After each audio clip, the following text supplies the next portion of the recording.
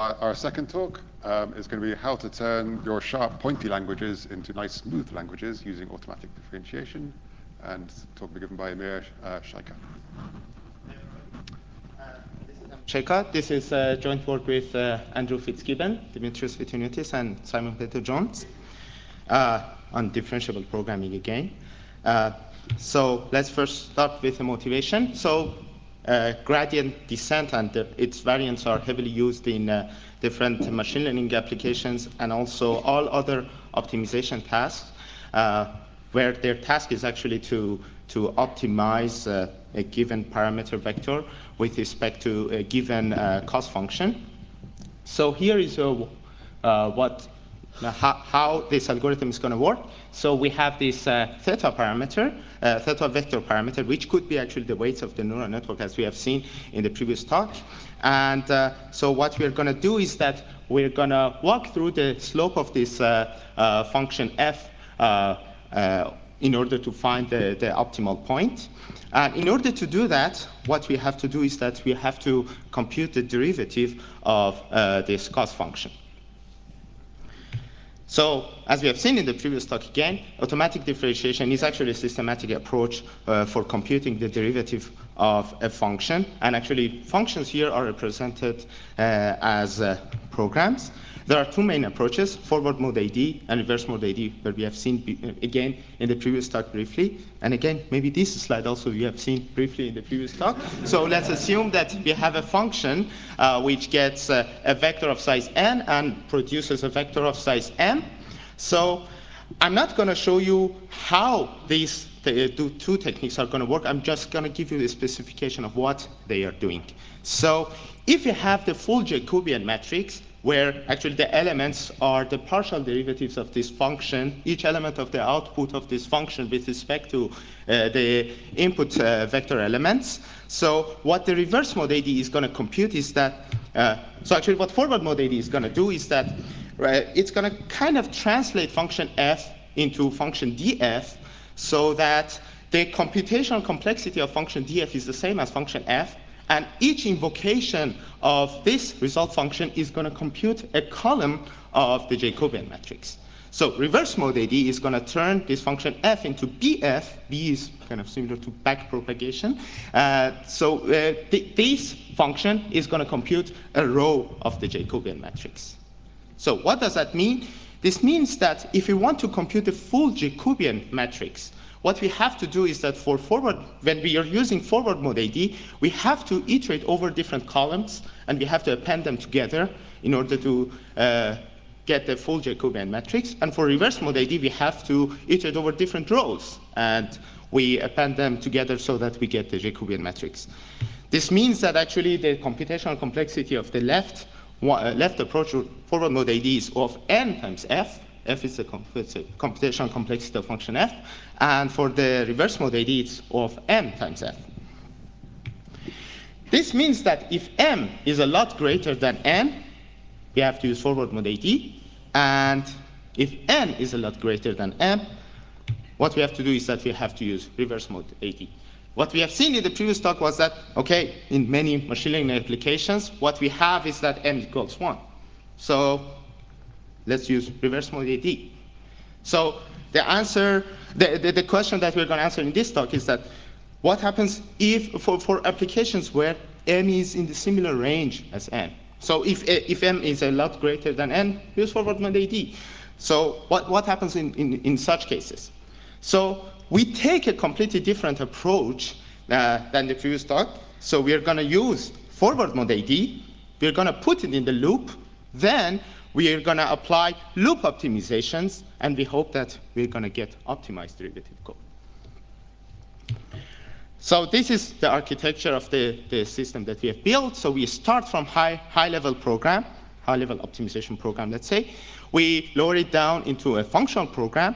We perform source-to-source AD on it, and then we get the differentiable program, differentiated program, and then we do code generation, and we get differentiated low-level, hopefully fast code. And so more specifically, we introduce the language MSmooth which is actually a higher order linear algebra language. We lower it down into FSmooth, which is a functional language, and we do source-to-source AD. We get differentiated program in FSmooth, and then we are going to do code generation, and we're going to get differentiated program in C or C++. So let's introduce what is FSmooth. FSmooth is a higher order functional language. It's a subset of F#, which is carefully designed with some built-in constructs for array processing. And we have built a compiler called Diffsmooth, which is performing source-to-source forward mode AD together with various optimizations like loop fusion, loop invariant code motion, and some of them we're going to see in these slides. And it can generate efficient low-level code with efficient memory management. This is the grammar of it. I'm not expecting you to fully understand it. What is important is that it's kind of like lambda calculus with let binding and with conditionals. And it has the following 4 array processing constructs. So the first construct is produces an array of size n. And the second construct is actually a folding construct for doing iterative computation. And the third construct is accessing a particular element of an array. And the last construct is returning the size of an array. And what is MSmooth? It's actually a linear algebra language inspired by MATLAB and R. I'm not claiming that it supports the full MATLAB. It's actually a subset of MATLAB. And it's actually implemented as a library or as an embedded domain-specific language on top of FSmooth. So this is the correspondence between some MATLAB and R and NumPy constructs with the constructs that we have defined as a library in FSmooth, or which is actually the MSmooth language.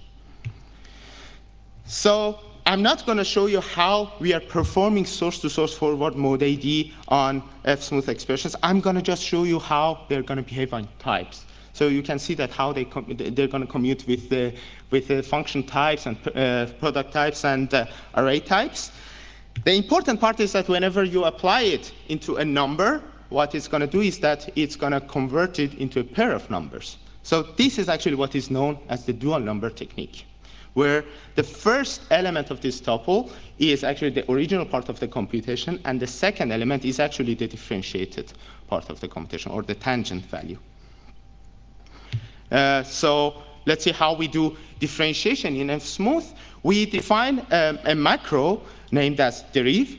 So what deriv of E and X is going to do is that it's going to compute the derivative of E with respect to X. And in the specific case where the X is a vector, this is actually what it's going to produce. It's going to construct an array of size X, where each element is actually applying the forward mode, the transformed version of that function, okay, the function that has X as a free variable inside E, into the following vector. So what is that vector? So it's actually a dual number vector, okay, where as the second element, which is actually the tangent value, it has 1 only for the place where we want to compute the derivative with respect to it. So for example, if we are interested in computing the partial derivative of E with respect to xi, we are going to put the corresponding tangent value of xi as 1 and the rest of the places as 0. So this is how it's denoted in the FSmooth language. So we know what is a zip, and vector hot is going to put only 1 as index I and 0 in our different places. So we are going to zip the original vector x with this 1 hot encoded vector. Let's see how the differentiation process is going to work through an example. So we know, I hope you know, this matrix calculus identity. So whenever we are computing the derivative of the dot product of the 2 vectors with respect to the one of the vectors, the result is going to be the other vector. So this is really hard to actually derive, for me at least. So what I hope is that whenever I encode such a thing in our language, we derive something similar.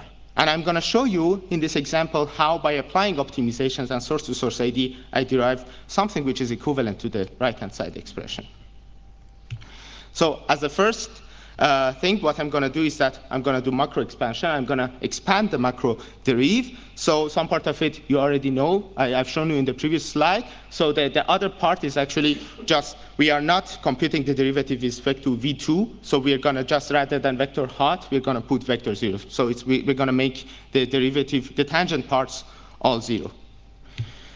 And then let's see what happens if we do source-to-source ID.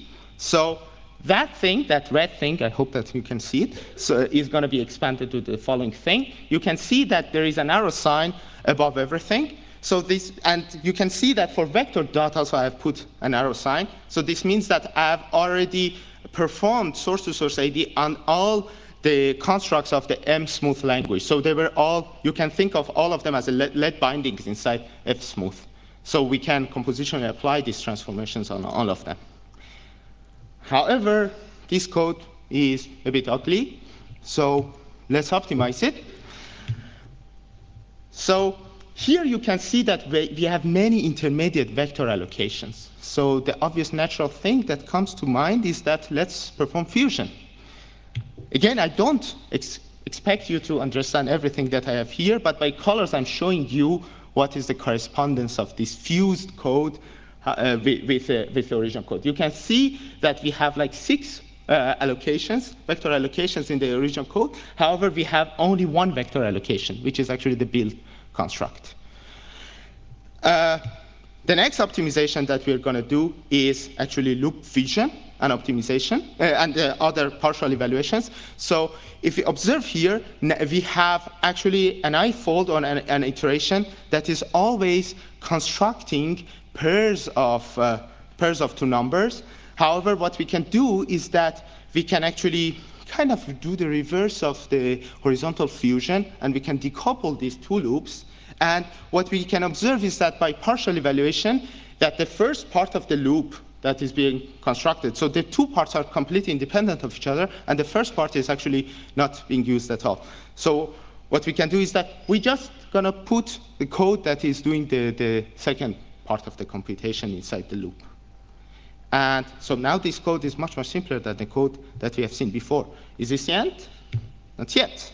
So what we observe is that in the inner loop, what we have is actually a loop that is actually, in most cases, it's not doing anything. It's just returning the previous state. So only when I equals j, it's going to update the state.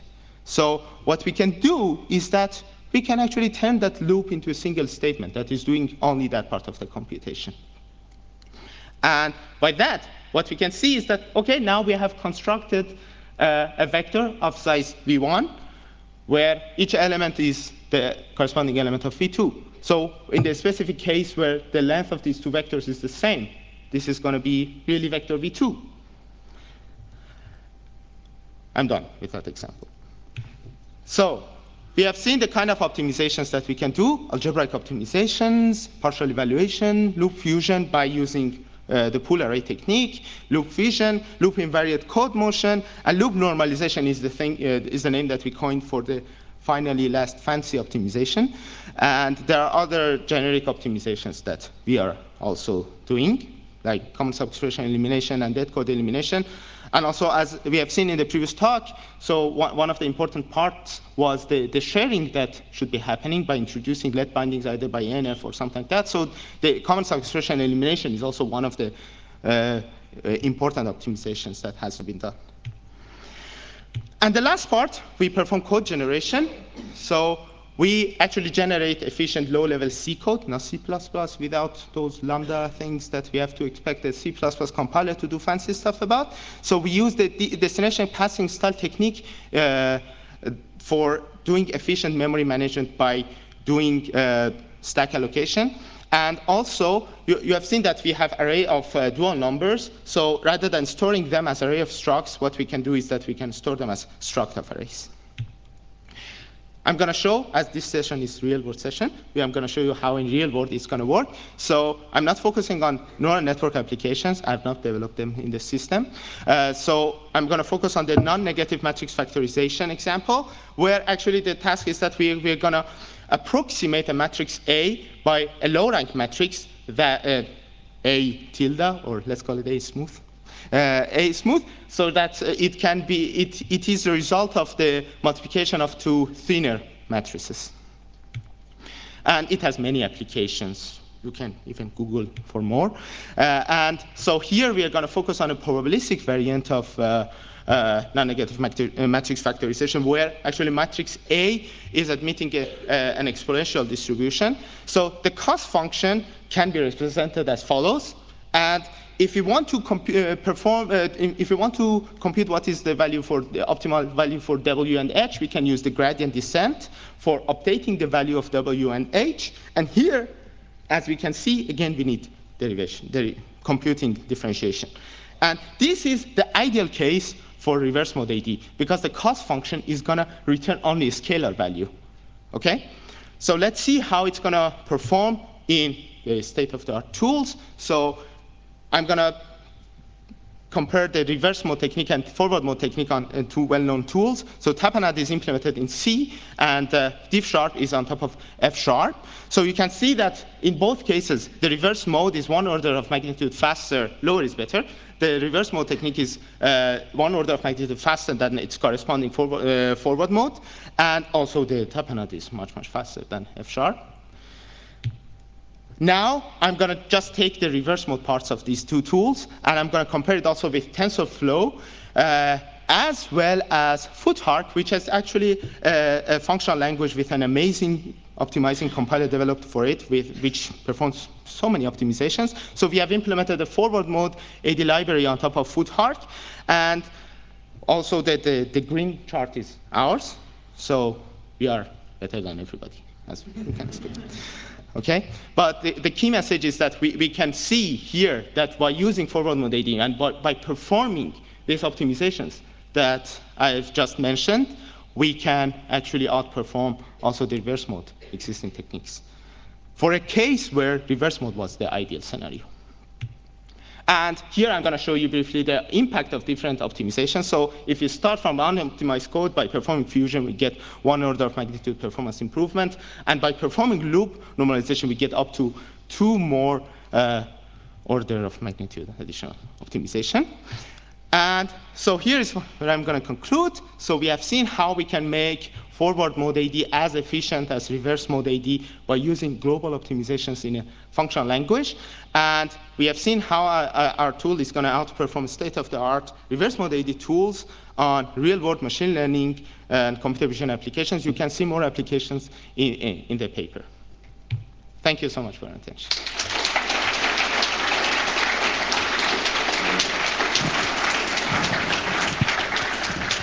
Okay, thank you. So first question from online. Is this available online anywhere? Is it open source? Not yet. Okay. And I don't have any particular timeline in my mind when it's going to be online.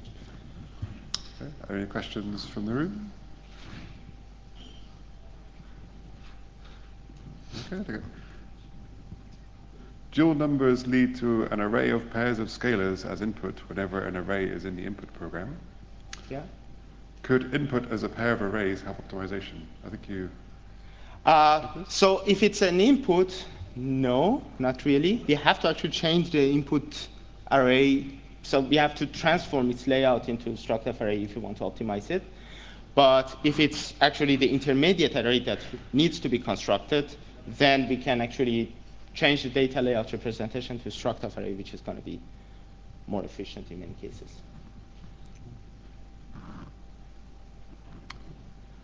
Oh, this one here.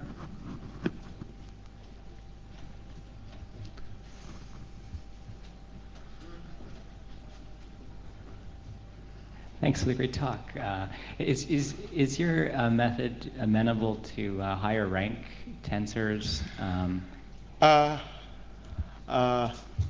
think it should, but I have not investigated that.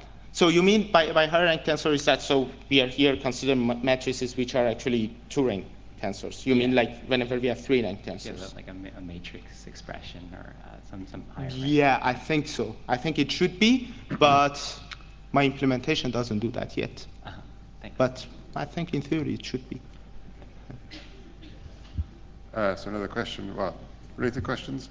So which optimizations are most important? And relatedly, so you say that you get the performance of reverse mode by doing forward and then optimizations. Yeah. Did you just get lucky?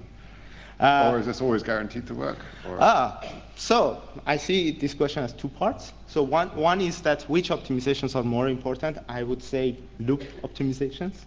And so actually, to be honest, all optimizations. So the second question is actually the generality, whether can we always turn forward mode AD into reverse mode AD. So the short answer is yes and no. So by yes, I mean that, yeah, we can actually turn forward mode AD code into something that is reverse mode AD code, but the performance of that one is not that much interesting. The longer answer is actually a bit longer, is that I don't know. And the characters of I don't know is bigger than yes and no. What happens to the right of slide 27? The lines cross over, apparently. Slide 7. 27. 27, okay. Oh, that's a very good question. I think TensorFlow is going to beat us, but that's actually the maximum capacity of the memory. And I have a reason for that. So I think it's mainly because of the vectorization, the use of vectorization. They use vectorization? Yes, they use vectorization, and we are not still using those optimizations. Do you plan to? Yet. What? Do you plan to add vectorization into your compiler? Maybe. I don't know. Is any other questions from the floor?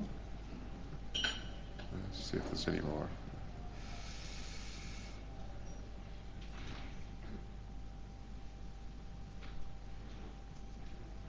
I guess this is, are you doing anything special that a normal loop optimizer doesn't do? Sorry? So the question is, I didn't understand what you're doing with the loops that enables better results than just running a good optimizer on generated loops. So why doesn't the C compiler do the optimizations you're doing on loops? Oh, I think, so in general, loop optimizations are really hard. And so I think that one of the main reasons that we are doing such a good job is that we are using a functional language where we have more reasoning power. And so even loop fusion, so there's so much work in the high-performance computing on how to perform loop fusion. And loop fusion problem is actually an NPR problem. And actually, our optimization problem is also an NPR problem, to be honest with you. But I think the level of abstraction there is too low level that it can capture some of these optimizations that we see here. So for example, the loop normalization. I didn't see even any functional language implementations that they are doing that. So if somebody has any idea of how such an optimization has been implemented in existing functional languages, please let me know. Okay, well, we have to stop. Yeah. Thank you. So thank you again.